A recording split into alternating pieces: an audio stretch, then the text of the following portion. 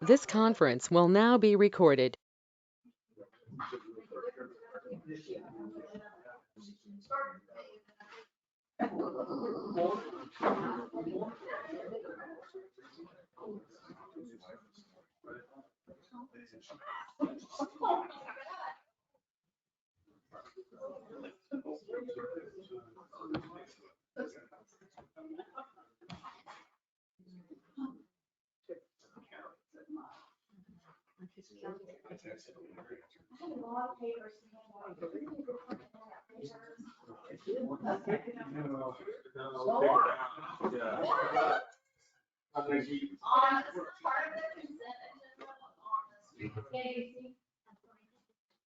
In the resolution, it says we changed the numbers from 5 to 7, but it didn't have a list, it didn't have the new people listed, the new, so here's that goes on consent. 8 1 down, pass it around.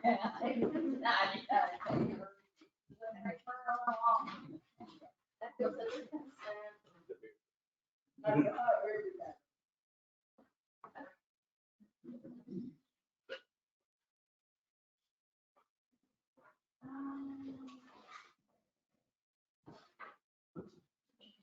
Keep is your doors. This goes under staff.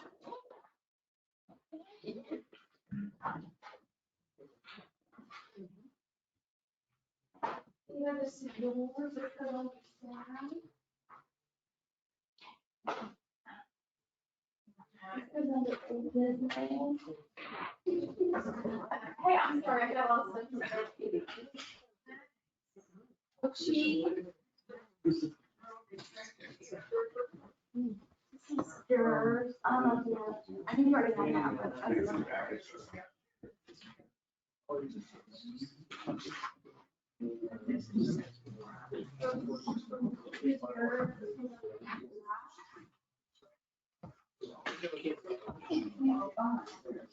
Who's that first page?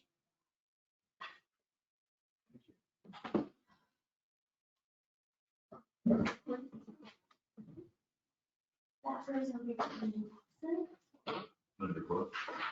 Consent, and then it goes under, the streetscape renovation. The second one. Yeah, it's right here, where it lists the people, and then that's 6 and 7. So that goes with that. Here.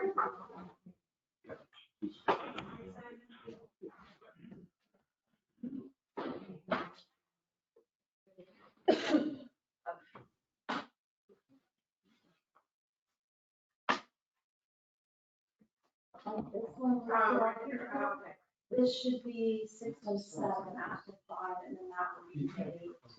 They added, she added it in, right?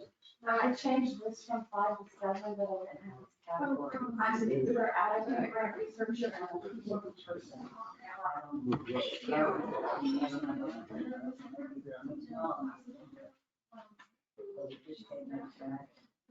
I thought we'd seen this before.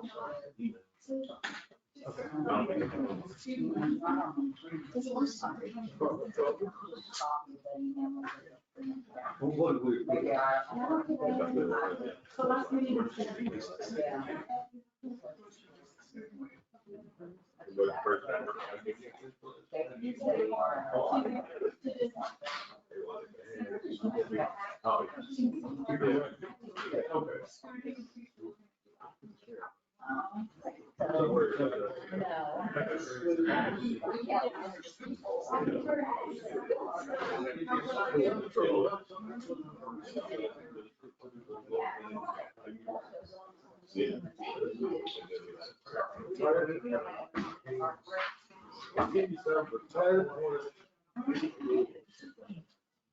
is gonna go over. Yeah. Oh,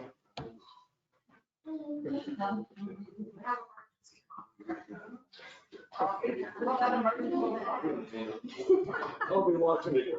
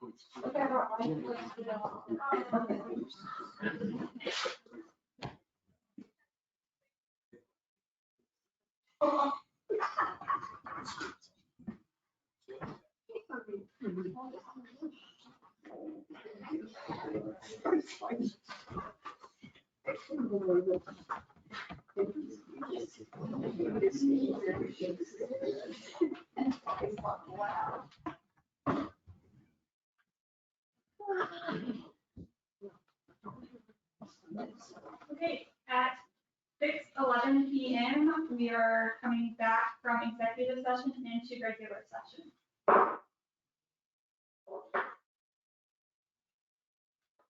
Is there a motion regarding the executive? Madam Mayor, I make a motion that we authorize our city administrator to begin due diligence on the following applicants for the city administrator position. The names are Britton Lewis for Bryce Cabana and Warren Escovitch. Councilmember Smith has moved to the city admin do her due diligence of the three named candidates. Is there a second? Second. Councilmember Barron has seconded. Any further discussion? All in favor? The motion carries unanimously. Moving on to presentation, state of the city infrastructure. Mr. Mike Wickett.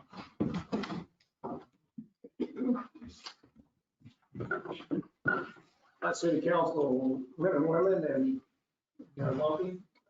Thanks for your time tonight. I'm the chairman of the Capital Improvement and Asset Management Advisory Committee, as you all know. And this probably is my worst nightmare. That's pretty close to my worst nightmare. And it's not public speaking, it's the fact that you all have been in a meeting from 11:30 this morning till now. And I'm between you and a can of beanie weenies or a glass of wine. You probably have more than your share of beanie weenies. So. Are we gonna go the slideshow on the screen or? Looking up there.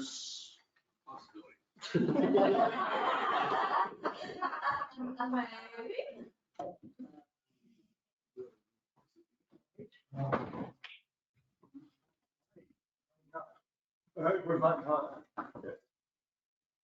The other, while we're waiting, the other committee members are Frank LeBlanc, Christine Anderson, Pamela Capp, Steve Sheffy, and O.J. Armstrong. And we've met once, so. Steve Sheffy. He's a civil engineer and a lawyer, and he did development in Austin and also owned a real estate company. So he brings a lot to the table. O.J. Armstrong is president of the utility district in Houston and sits on the board of a number of other utility districts. And he advises the local wineries up and down the 290 corridor. Hello? There you go. Oh, maybe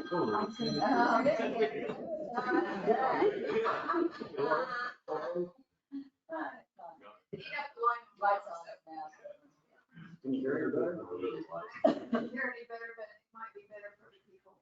Oh, okay. Anyways, we, Okay. yeah.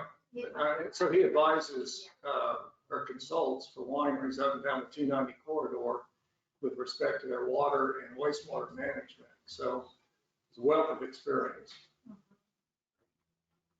He knows people at the wineries up and down. Yeah. He is a great guy to go to the winery. He's the guy to go with.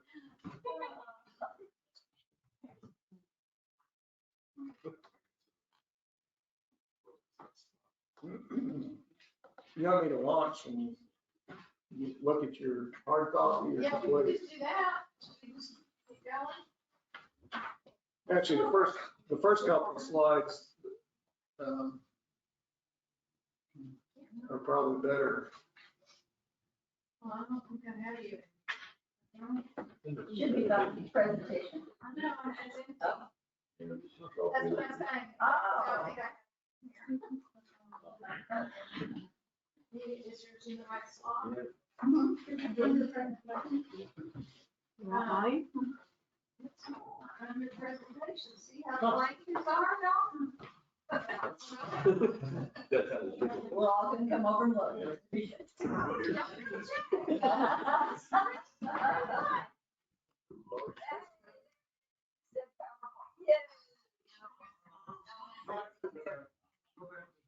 Yeah.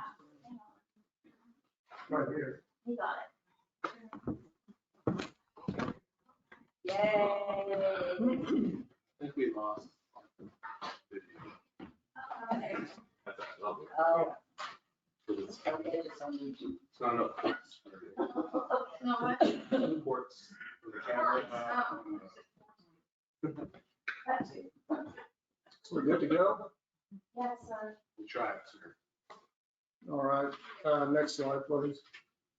All right, so I'm going to start with kind of the compelling reason for change or compelling argument for change. If we can't agree that we've got a problem, we can't agree on the solution, so the rest of it's kind of a moot point. Next slide, please.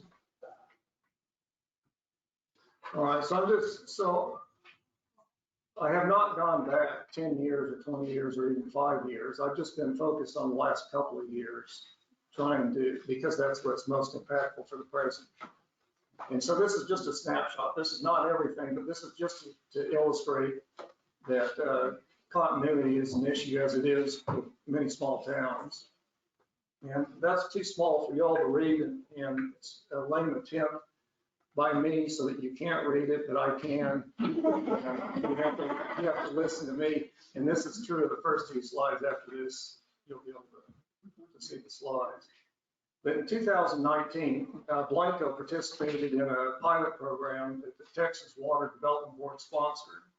We got a grant for $75,000, so it was paid for, and they developed. So 3 of the communities, 3 of 6 communities in Texas were selected for their water system and 3 for their wastewater system. Blanco was selected for their wastewater system. So, and we had a list of engineering companies. The city council at the time selected one of the engineering firms, and they did the work. So they generated an asset management plan for the wastewater system. So it was comprehensive. It's really a stellar piece of engineering work. They went through and they GPS mapped every manhole, every valve, every bit of the wastewater infrastructure, and they GIS mapped it. And the GIS map is just a map. You can look at it on the screen. You can see all of the lines, the diameter of the lines, the lift stations, where things flow. It's a really powerful tool for managing your maintenance. So they developed this report, and the report includes a prioritized list of infrastructure. So in other words, well over half of the city's sewer lines are clay pipe over 50 years old. So they're all shot. And we know that because when it rains, we get 3 times the water flow that we have to process in our sewer system than we do when it doesn't rain. We also know it because clay pipe just doesn't last that long. So it's stuff like that, and they prioritize it, and they know that we can't tackle all of that at once, so it's a prioritized list of stuff. If you're gonna tackle something, tackle this first and then work your way on down the list. Unfortunately, we lost that report, didn't know we had it, and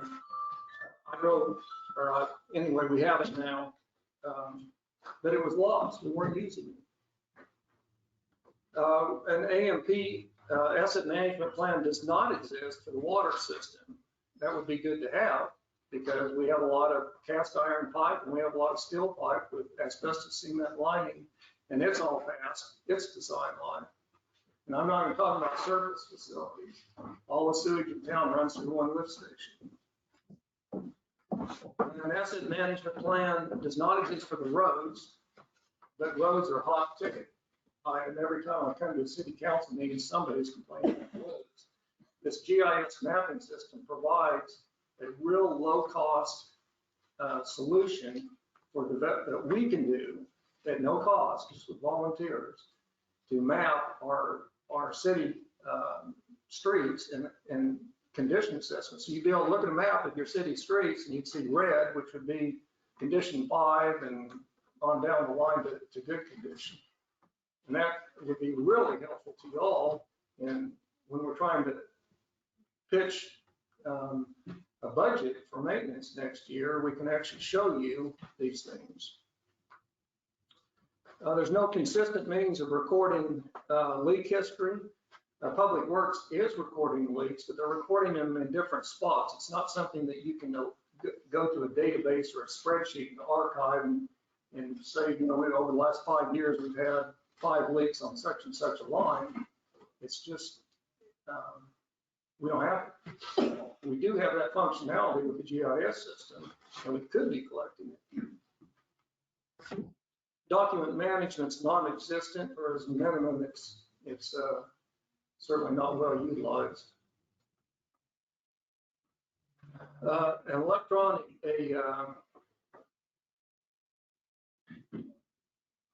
hydraulic model of the city's water system was created on the north end of town. That was lost. An electronic model of the city's water system was developed by Jones and Heroy. So you all paid for it, or we paid for it, the city paid for it. They took all of the as-built and they took all the maps, some of them dating back to the 1950s. They took the most current information that they have for each section of the water system. They put it all together.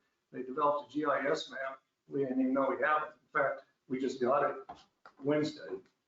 And we're attempting to upload it into our GIS system. So you'll be able to look at a map, a GIS map, and see not only your wastewater system, but your water system, and ultimately your roads, all at the same spot. And you can toggle along whichever layer you want to look at. Next one, please.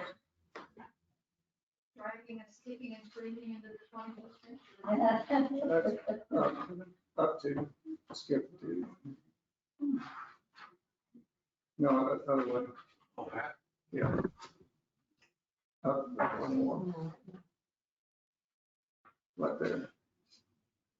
Yeah, so I tried to lump these, you could slice and dice this however you want. I tried to build this one slide on the existing infrastructure, and the other slide on managing growth. So we have a comprehensive development plan, but it was developed in 2004. So basically, we don't have a comprehensive development plan, and that includes a land use plan. They certainly aren't living documents that we live and die by, and we update regularly and change, and they're just documents that are seemingly put on a shelf. A CIP exists for the wastewater system, and that's a capital improvement plan. These documents, as you'll see in a minute, are important documents because it allows you to do certain things. Without them, you can't do those certain things. So we didn't know that we had a CIP for the wastewater system. I found that out when I drove to Lampasas and met with the engineer, and he said, I've been waiting for somebody from Blanco to call since 2019. And we're receiving those documents. And it's not just him, there are other engineering companies, that's just one of many. We already talked about document management. So several years ago, this was, I don't know, the 2017, 2019 timeframe, there were a couple of local developers that were interested in developing the north end of town on the east side and the west side. Y'all are familiar with those developments. So the engineer at the time was commissioned to do some work in anticipation of a development agreement for those developments. And he did. And I've reviewed his work, and it's excellent piece of work. He modeled, hydraulically modeled the water system on the north end of town. And by doing that, you can do what ifs. So you take that development, you say it's going to be 100 houses, or it's going to be a commercial enterprise of whatever size. It's going to require so much water and so much sewage. You can plug that in, and it tells you where your bottlenecks are, where you need to increase line size, and where you need to add pumps. Not only that, that was all costed out. So the bottlenecks, the improvements that were necessary to support those developments were identified and quantified in dollars. We didn't know we had them, we lost them. So one of those developments was recently approved, relatively recently approved. And the person or persons doing the approval didn't know that that information existed.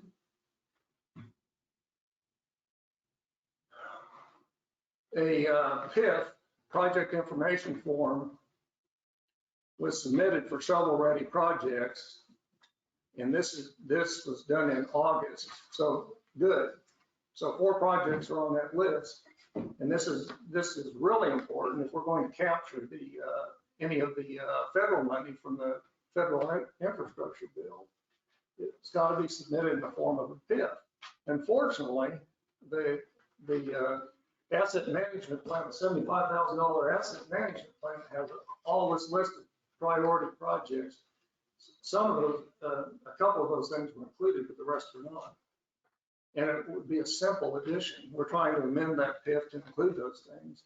Nothing on the water side was included because we don't have a water asset management plan.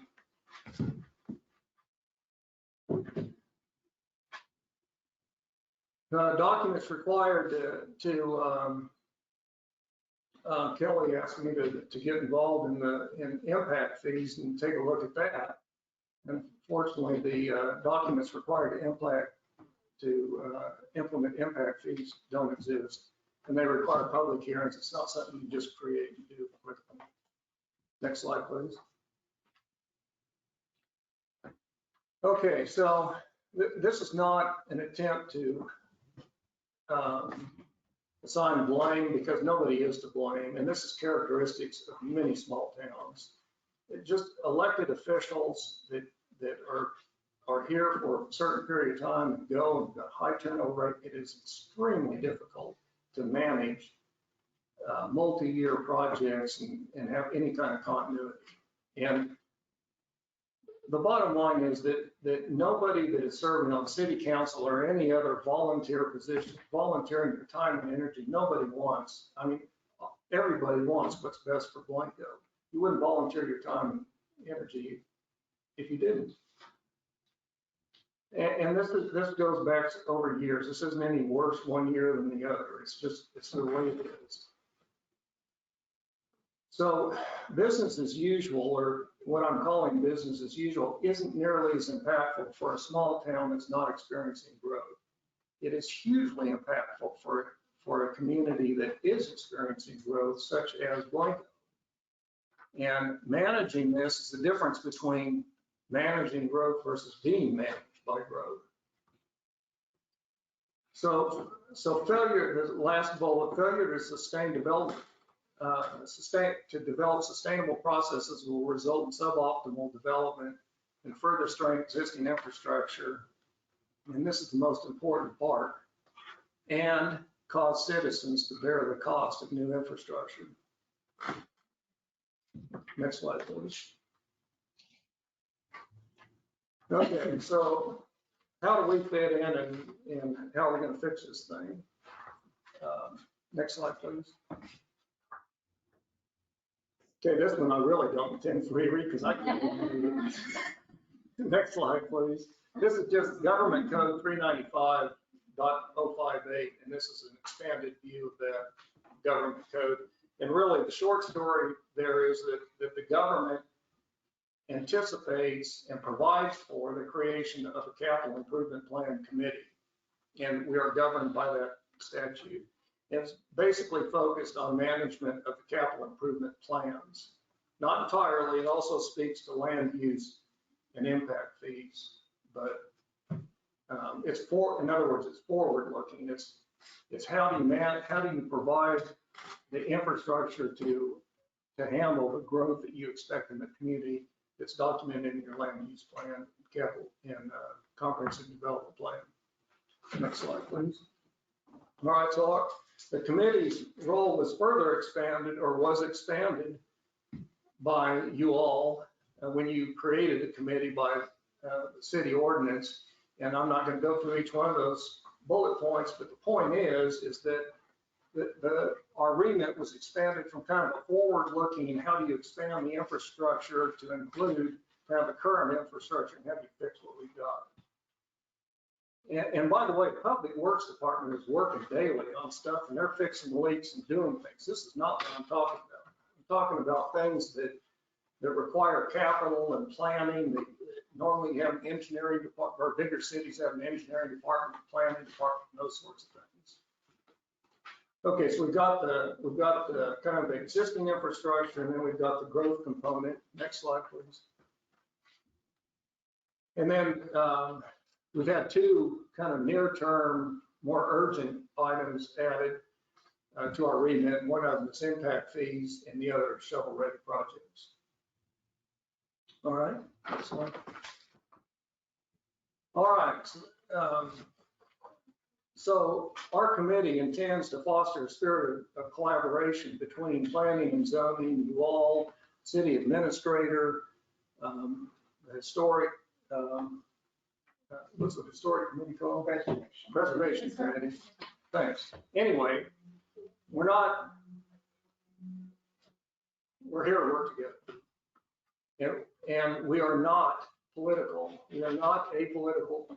Organization. For this to be successful, we can't be political.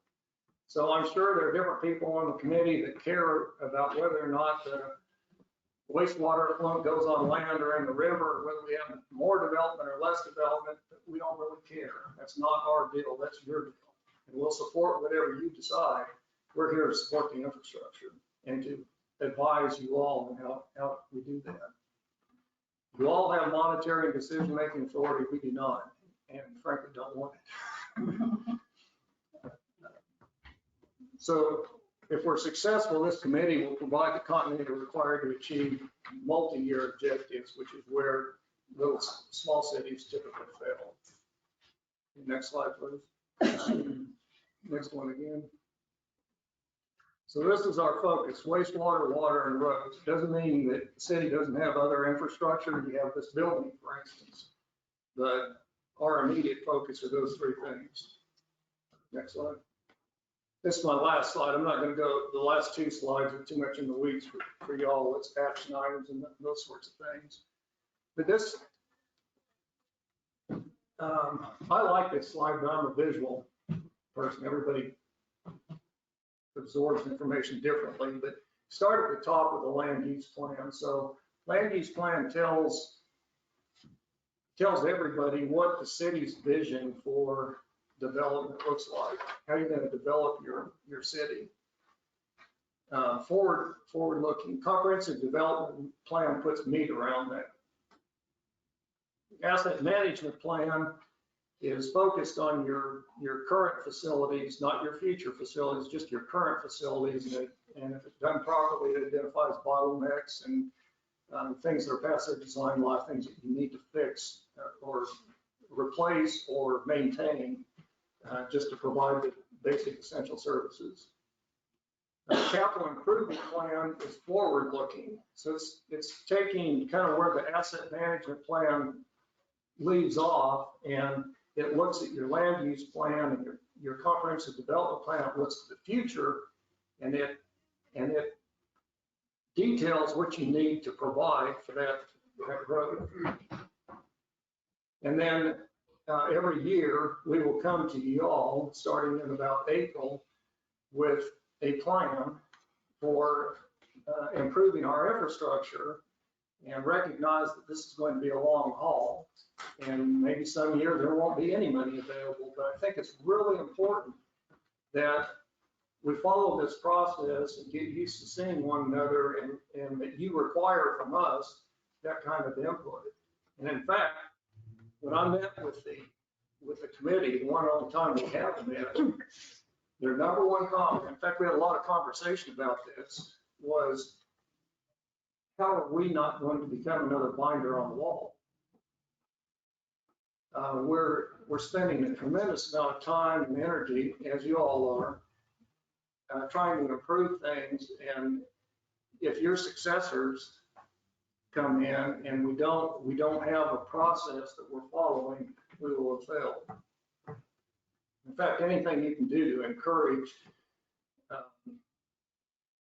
kind of this creation of this committee or whatever would be well received with the rest of the committee members. So that's my last thing. And you know, I don't like presentations where it's complaining and you're pointing out problems and whatnot. I suspect that you probably already are abundantly aware the city has problems. That's why you're serving and volunteering to fix it. The point of this is that it's real easy to focus on the near-term boogeybears because that's the stuff that's urgent. But it's really hard to focus on the longer-term stuff that's further out. And having a full-time city administrator, you've already taken steps to address this. You've assigned, you're interviewing full-time city administrators, and you created this committee. It's not a perfect solution, but we can't afford a perfect solution, and neither can other small towns. But we'll get there, and I'm encouraged that at least we're starting to formulate a plan, which we'll share with you all and start seeking input in the very near future. Thanks for your time, and especially after such a long day. All right, well, Thank you. Mr. Regan, I'd like to thank you and your committee for your efforts. You've done a remarkable amount in one meeting, so we can have a lot more the more you meet. And you're also, help us understand that right now we want to be proactive, but right now we're just reactive. Yeah, I mean, it's unfortunate that's what we're on. no, you're right, but you are absolutely right. And in fact, the situation that we're in right now, the CIP and the AMP, the capital improvement plan and the asset management plan are essentially the same thing. You're not worried about what's happening in the future. You're trying to fix what you got today. For now, but eventually we can look the other direction. Well, I know that, but still, even fixing what you've got today is going to require planning and thought and resources that succeed you unless you plan on serving on city council for the rest of your life. Well, that wouldn't be long enough, so. But my point is, I understand. it's still long-term planning, but you're right, you're absolutely right, the focus for the foreseeable future is on fixing our current infrastructure. But we can't afford to do these engineering studies and pay for things and then new people come in and we lose it. We can do better than that without too much time and effort. And Thank you. Thank you. Thank you. Next, we have the city staff report, City Hall, Ms. Kinsler.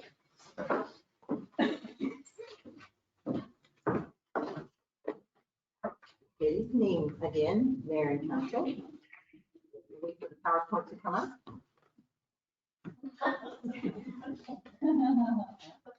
You're doing a good job, Chief. Man, many times.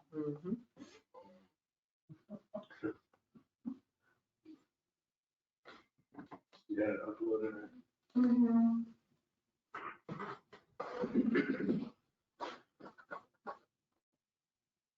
They're on the, Presentations.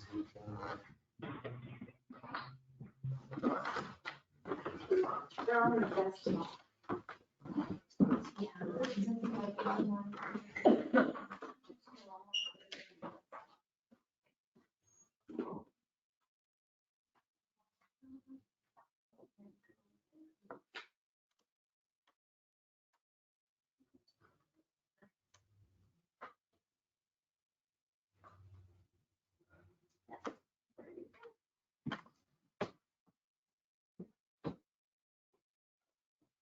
He stopped doing all the slides, I lost my practice.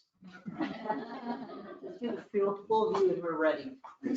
Right there at the But top. we're there. You don't have to do the full view. We're ready. Unfortunately, if you don't do the full view, I can't see, so I have to walk over here. You know how to do that? Go to that little screen up there.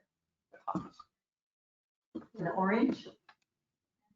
All the way to the top. Yep, all the way back. Go to your right there. Oh, oops. We taught you something tonight, too. So many taught if I remember. Okay, next slide. So this is a pretty short update compared to last week or the week before's update, 2 weeks ago update. But yes, I have to be able to see what I said. You can bring it. Hello. So AdComp has, and we talked last time about AdComp beginning to obtain our data. They've obtained all of our utility data and they're actually ready to go live.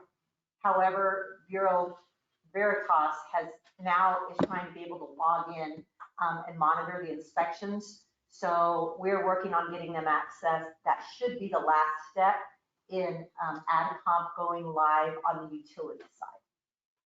RCI was here last week and they inventoried all of the city's records, especially those we have back in that back storage shed back there. We're now going to receive from them a digital inventory and we'll schedule a shred date before the end of this calendar year. So that's moving along at a rapid pace. Yesterday, I happened to be sitting in a RFQ meeting with Council Member Barron and Council Member Smith. The head of the Capital Planning Committee was here, Mr. Rican, Zach Doris from Public Works, Ben Escobedo from Public Works, and OJ Armstrong, who's a citizen, but also a member of the Capital Assets Improvement Committee. So what we were reviewing was RFQs for the the operation of the water and wastewater treatment plant. So we got through the first phase, which was, do they actually meet the criteria we set forward in the RFQ? And the entire committee said of the two of them did. So we are actually we're trying to move it along as fast as we can, but as responsibly as we can, so that we can bring this forth to this body. So tomorrow we will be doing a second interview with the two firms mentioned there. That's Jacobs Engineering and Infomark. And then it'll depend on what happens tomorrow as to whether or not we'll need anything from you on the agenda on the 7th, but I will keep you updated. Still 2 openings on the Planning and Zoning Board. We haven't appointed anybody yet. We've received 3 applications. Perfect. So we'll put them on the December 7th agenda. The mayor advertised them and I knew that Lori received a few, but she says 3, so that's great. We actually interviewed for city administrator today. The crowd sat outside, we were wrapping that up. And before this meeting started, and the council actually decided to move forward with 3 candidates, Fabrice Cabona, Warren Escobi, and Brenton Lewis. I have contacted each of them, and you all wanted me to have them meet staff, spend time with me, spend time with the chief, and spend time with the public works director. I ran over after our meeting and have arranged that with all 3 of them. So we will be meeting one of them Thursday, one of them Friday, and one of them on Monday. So that's been done, and the chief will begin the vetting process along with me so that we have answers to you by next week. The water treatment plant, the tank is out of service, of course. They're currently sandblasting the beams. City engineer is supposed to report to us what they find after the sandblasting once it's all been done. If they're in bad shape, they will probably need to be replaced, but we'll keep you updated on that. Do you have a newer update on that, Tom? Okay, thank you. Wastewater treatment plant, still working on that 210 permit, but according to your city engineer, you're getting close. I heard back from the city attorney this afternoon when I snuck over there, and he basically said he didn't have any substantial changes. Did you see that email? Okay, so we're close on that one. Next slide. So I told you last time about the IRS audits. I didn't give you all the years, and so now we have very specifically what they're wanting. They're wanting our 940s from 18 and 19 and the 941s from 19, 20, and 21. We talked about what they were last time, but they have to do with your payroll taxes. The audits were spurred by discrepancy in the e-filings reports. So yeah, Linda has been spending a substantial amount of time with these IRS audits, anticipating that we'll be finished with them by the end of the calendar year. And speaking of Linda, tonight you have your first financial status report for October. You will be, and we have them on the regular agenda, just to talk to you a little bit about it. Pretty soon, they're gonna go on consent agenda. And just remember, everything that we put on consent agenda, you can always pull off. We just, and the mayor and I really are the ones who make that call, but feel free to pull them off. Nobody has to stay in there. And the other thing about the financial status report is the form is going to change next year. You have like 14 pages or something like that, legal size. It's gonna be 2 or 3 letter size pages next time. So it won't be so hard to understand. I want to thank Keep Blanco Beautiful. I've said this from the moment I got here. Wow, the small amount of money that you all give them compared to what they do, just absolutely amazing. The Christmas lights are beautiful. Thanks to everybody that helped with that. Also want to thank Mayor Lumpy. She had the idea of restarting the holiday parade. It's scheduled for December the 11th. It'll be the same route, high school around in front of here and back to the high school. It'll follow the same route as the parades that preceded it did. And I think that's it. I would stand for questions if anybody has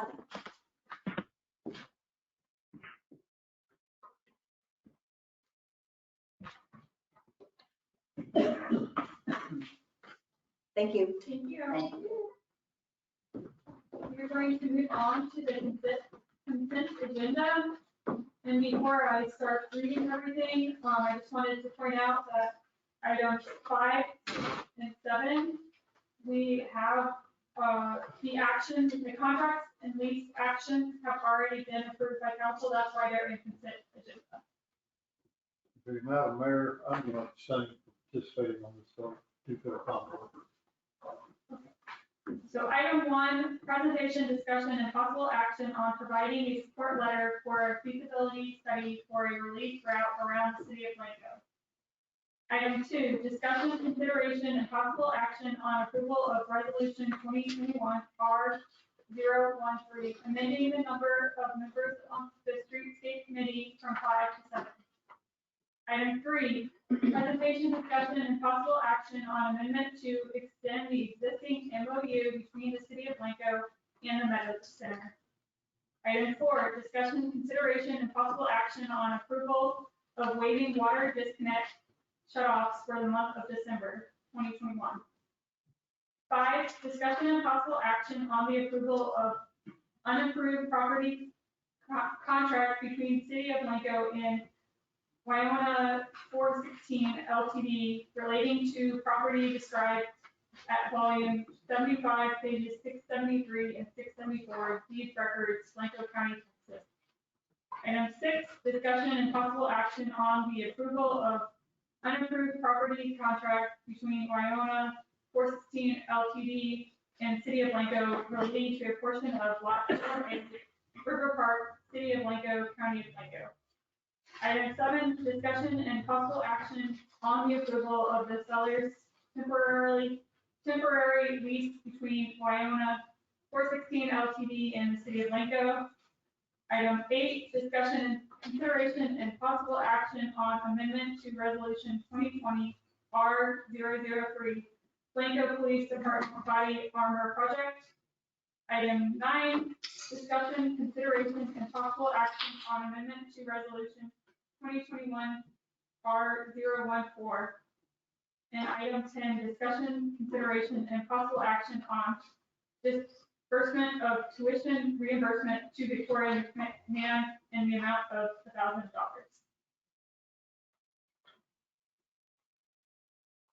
Is there a motion? I'll move to approve. Councilmember McClellan has moved to approve the consent agenda. Is there a second? Second. Councilmember Barron has seconded. Further discussion? All in favor? The motion carries unanimously with Councilmember Smith abstaining. Moving on to old business.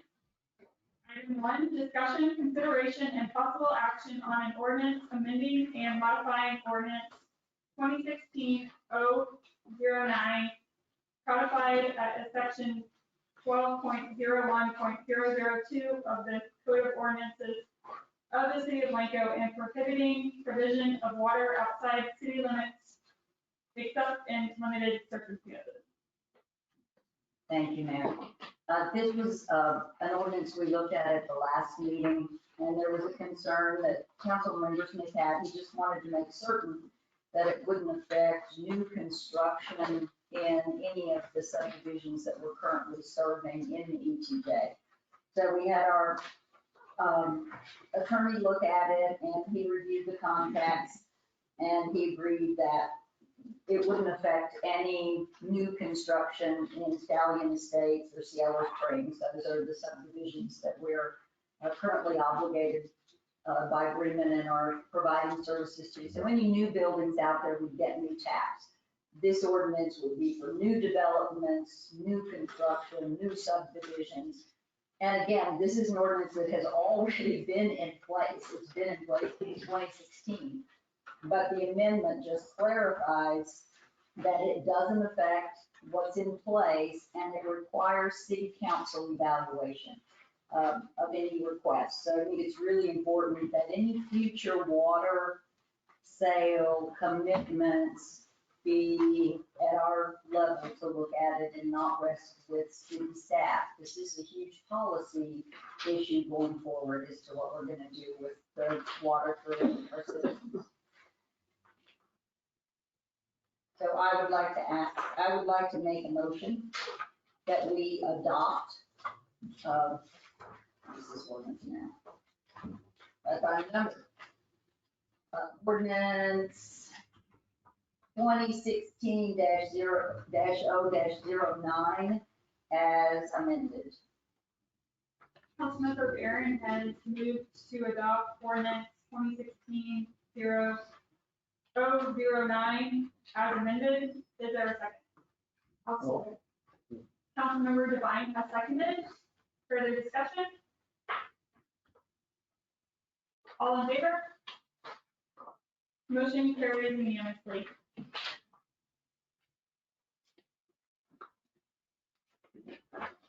Moving on to new business.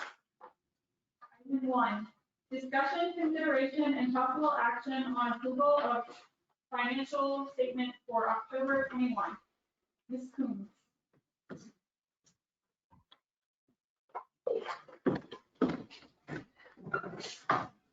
Good evening, council.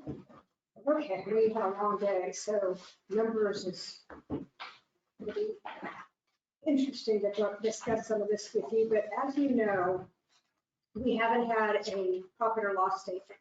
And one of the things I do want to discuss with you all is that this is not a real budget versus expenditure, because as you know, QuickBooks does not do that. Doesn't have the capability to actually give you a comparison between the budgeted numbers and your actual expenditures or revenues that have come in. So basically what I'm going to be doing that you're going to see, you're going to get the profit and loss statement per month. And every month it will be a consolidated amount of the month before. So in other words, this is October, but next month it'll be October and November combined. When we get a new fund accounting system, because remember, we don't have fund accounting. When you get a new fund accounting system, it will show what is current and what's prior months. This unfortunately does not do that. So you'll actually have to take a look at your numbers and compare it to your budget in order to get to the bottom line of where you're at. Now, with that being said, all the line items have been reconciled in terms of expenditures. There is no more unapplied funds. I fixed all of the entries for this fiscal year, and the revenues for your water, sewer, garbage, sales tax are all being recorded correctly in the books as of October. That is not the case from last year ending September 30th. So we still have to do, when we get the new auditors, I'm going to sit down with them because I'm not able to put in journal entries. The reason I can't put journal entries in is because the classifications wasn't set up when QuickBooks was done. But at least you have good numbers in terms of what you're looking at. Now, with payroll, that's going to be a different story, because with payroll, and also remember y'all approved the transfers from the general fund into reserves into the general fund operating. That is not going to be recorded on here because that's a general ledger number. The other thing that will not be shown is the transfer between the enterprise fund into the general fund as well. So you won't see that. That is actually going to be seen on your balance sheet, which you don't have, and you don't have one because we don't have an audit done as of, and we can't even put the adjusting journal entries that were done for 9/30/20. So we're kind of, kind of still, unfortunately, sitting on top of the fence trying to figure out which way we're going to go, but we are getting closer.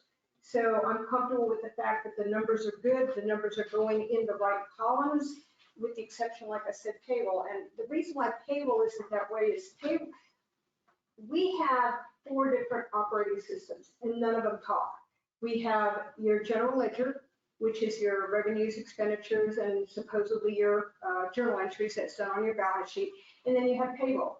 Payroll really doesn't, it should, but because it wasn't set up right, and that's the reason why I'm having all the problems with IRS and they're not reconciling, is because they don't talk. And they weren't set up correctly back in 2016, because IRS has gone back all the way to 2016. So because of that, we don't have it done. In a fund balance, in a fund accounting system, what it does, it actually takes your payroll numbers and it will spread it within the allocations of the other funds. So it would take the amount from the utility fund and put that amount of payroll into the utility fund. Our system doesn't do that. It's all accounted in the general fund. So your number that you see in here is going to be all lump sum of all of the salaries for everything. It's not divided up between divisions. In your budget, I divided up in divisions, anticipating that we will be going online and live with a new accounting system, which would operate correctly in terms of fund accounting. So when you're looking at your payroll amount, just keep that in mind, that is a total of all of payroll combined together of all of your divisions. And if I could, Mayor, first of all, thank you, Lynn, for your magic. I mean, it's nice to know that we have numbers now we can look at, but I know I ask this every month. Where are we timing wise of getting that fund accounting software up? And they are actually waiting for me. Okay. And I worked over the Thanksgiving weekend. I am trying to get a chart of accounts. I was under the impression they were going to do it. Bottom line, they didn't, and they want me to do it, produce it. And that's not a problem. The thing is very time consuming to do. And I'm trying to get the deadline to IRS because IRS wants my preliminary report by Friday, and I'm not even there. But I should hopefully, please Lord, I'm hoping that I'll get it all done by the 23rd, I think is my deadline with the IRS for all of the audits that they're doing, all 5 years of audits. The 940s are done, so you guys can relax. I did those. They didn't, when I submitted them last week, I guess it was, right before we left on break. I had a meeting with them, I submitted them, and I guess she was pleased because she didn't call me back and said, hey, I want more. And they typically would, because I actually had a one-on-one telephone call with them. So that's been my holdup, is I can't do everything, and unfortunately, that's what I have to do. I have to do everything, and I only have so much time in a day. So we're working, I'm hoping that I can get, I'm hoping that if I can work this weekend, I'm gonna try and get them a preliminary chart of accounts for at least the revenues by Monday. That's what I told them that yesterday, because I'm trying to call Jesus. so they're kind of ready. I mean, so if you're in the process of transferring over things from one system. So we'll have the revenue account numbers done by then, because I'm halfway done with them now. The expenditure ones will be a little bit more time consuming, because basically it's the same. your division numbers, your budget again is set up as divisions: parks, streets, police, admin, council, water, wastewater. So they're all set up as a division. Those division numbers have their own division number, but the line items, let's say payroll, that is going to be the same number all across the board. So you just have to make sure that it's set up properly, that it goes that way, and that everything is in numerical order and also in line with what we have budgeted.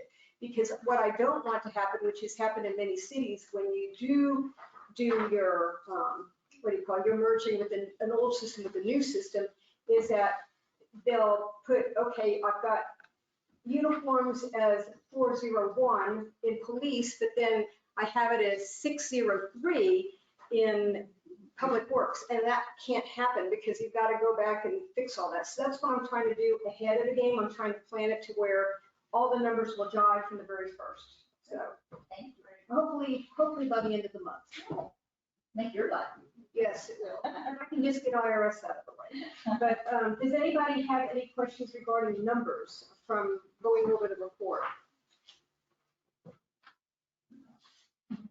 I don't at this time. Okay. I'll go put it next to the budget. And if you do, just, give me a call, let me know, we'll go through it. So no big deal. That's it then.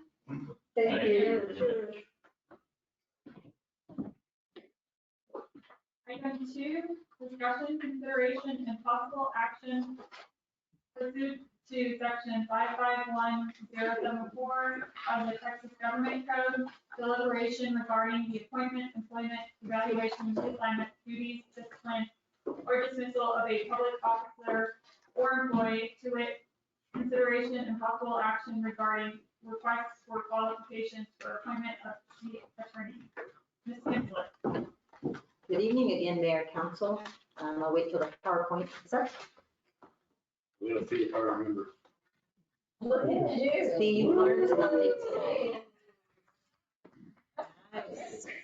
Not volunteering to do this every month. Okay, now that you know how to do it, next screen, Chief. Thank you. It is a big problem. But So, the blind over here. So the duties of a city attorney are spelled out right there, providing advice regarding all government operations, reviewing agendas and material for the city council, providing counsel and advice to the city council, the city administrator, boards, or commissions, and providing detailed itemized billing on a monthly basis in a timely manner. So the city actually sent an RFQ out for city attorney. It was advertised on November 3rd in the newspaper, local newspaper. It was also posted on the city's website, on social media. It was advertised by TML, effective November the 3rd. RFQs were due November the 15th. We interviewed qualified applicants on November 18th and 19th. I was part of the committee. The mayor was part of the committee, Councilor Smith and Councilor Barrett. The recommendation is that the council accept the committee's nomination of Tim Tuggy as the applicant that the city administrator will attempt to negotiate a contract with on behalf of the city of Blanco. And would like for you all to know, as well as the audience to know, that Mr. Tuggy is here in the audience tonight. That's Tim Tuggy. And so the fiscal impact is unknown because I need to negotiate a contract. But just in conversations with Mr. Tuggy, I don't believe the fiscal impact is really going to change. I think will be pretty even. And of course, your fiscal impact is usually determined by usage. The city attorney works at the pleasure of this body. Assuming that we come to a mutual agreement, what you all wanted to do and what was advertised in the RFQ was that we would do an initial 6-month trial period, and either party can terminate during the 6 months, and then it'll be automatically renewed every year after that until you all want to do another RFQ. Okay, there's no time limit on that. So the recommendation is that the council accept the vetting committee's proposal or nomination, not proposal, but nomination of Mr. Tuggy, and that you authorized me to proceed with negotiations with Mr. Tuggy so we can get a contract in place. And with that, I'll stand for questions. And also, I'm certain that Mr. Tuggy would be happy to answer any questions that he might have as well.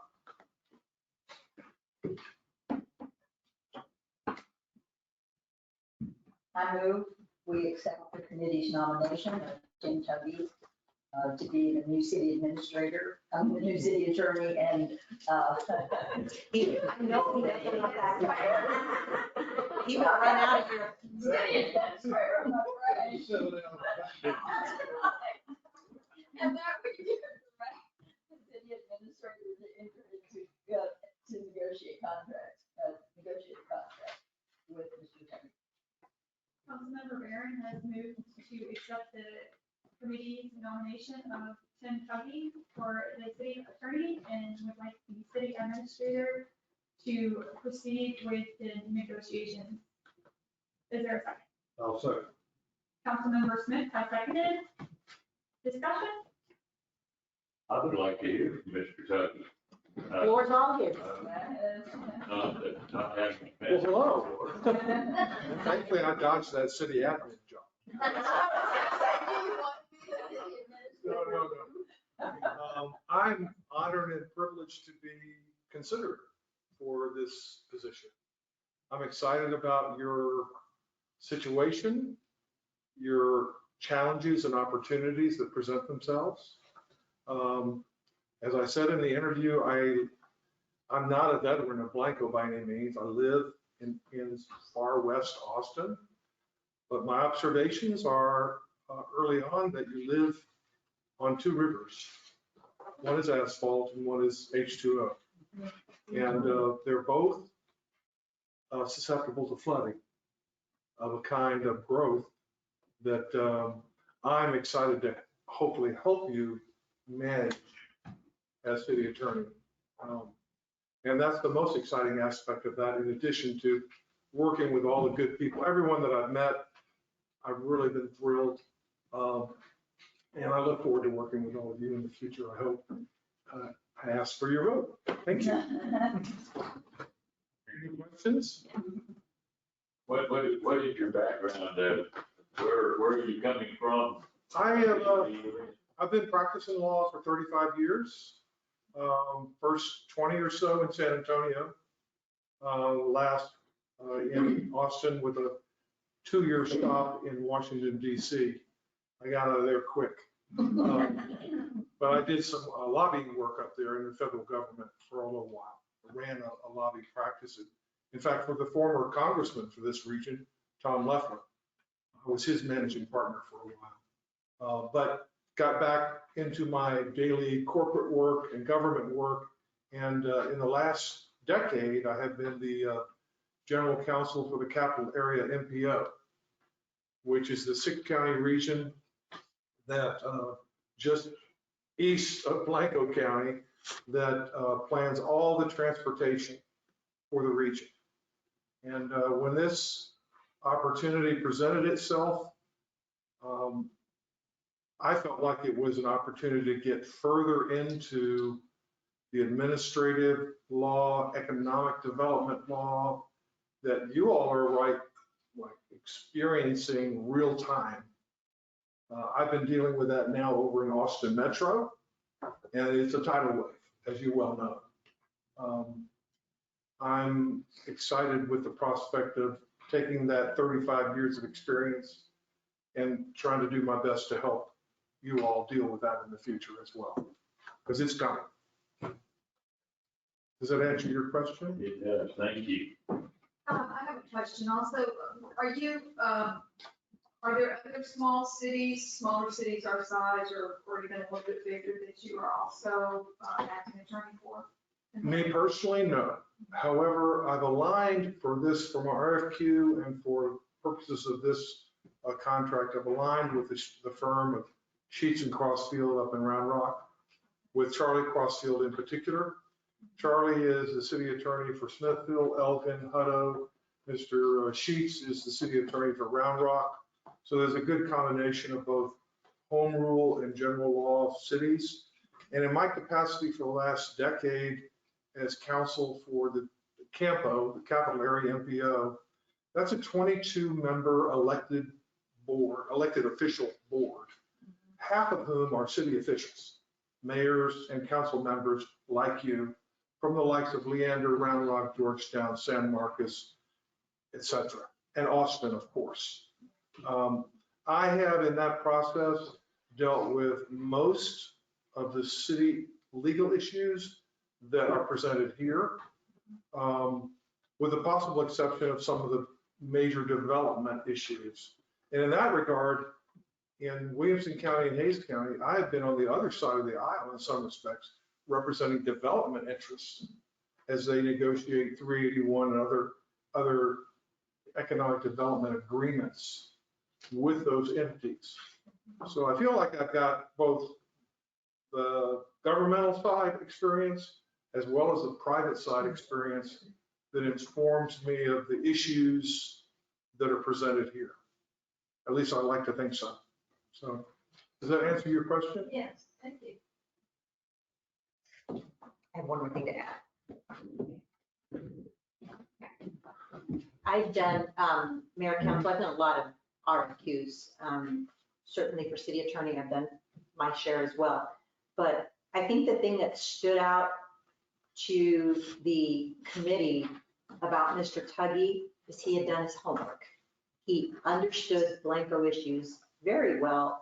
And just by my experience with the CAMPO, he's general counsel there, I can't get to the executive director very easily. So when you go to the attorney for CAMPO, he's arranging, helping you.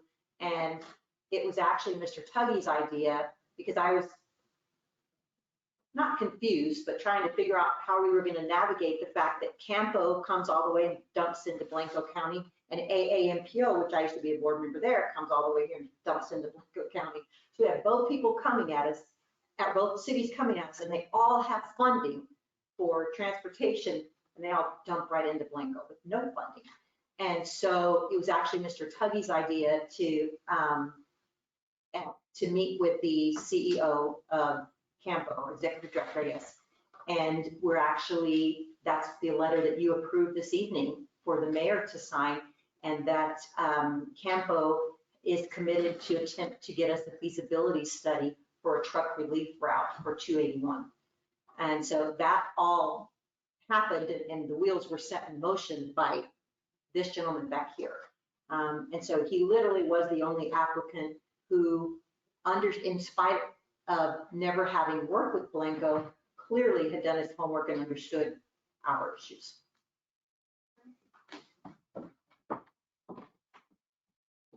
Any further discussion?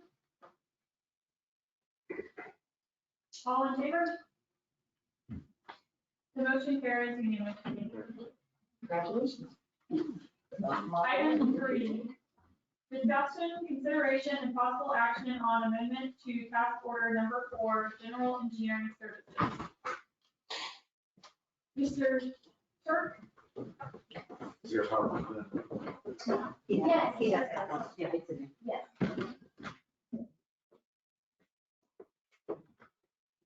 Good evening, Tom Turk with Wheeler Turk Engineering Group. And I want to go on record as saying I don't want to be your city administrator either. What you have before you is really just an administrative item. We've been working for the city of Blanco under a task order since March of 2020. That task order is for what we call general engineering services on an on-call basis. The scope of work is typically small assignments with short duration. I call it, it's the little things. When Kelly calls up and needs something, we go ahead and do it. And we've been doing that for the last year and a half. The compensation on that task order is limited to $25,000. It's an arbitrary amount that we both agreed upon. And it's just a fiscal constraint so that we check in every once in a while, make sure everything's okay before we amend that contract, add to the compensation. So that's what we're asking. We're asking for the compensation to be increased by $25,000 to a total of $50,000. And we'll continue to serve you just like we have for the last couple of years. I've really enjoyed serving the city of Blanco. You have a lot of engineering challenges, and I'm a natural born problem solver. So it's a great match. We've really enjoyed it. I hope that you've been happy with our services as well. And we're asking you to amend our task orders so that we can keep on working for you. I don't have any questions, Tom. Is there a motion? Thank you. Madam Mayor, I make a motion that we approve the amendment to task order number 4 for general engineering services in the amount of an additional $25,000. Councilmember Smith has moved to amend the task order number 4 for general engineering services by the amount of $25,000. Is there a second? I'll second it. Councilmember McClellan has seconded. Discussion? All in favor? The motion carries unanimously. Thank you. We are going to move on to executive session. Item 1. Mayor, council, there's no updates for executive session, please remember. Okay. Is there a motion?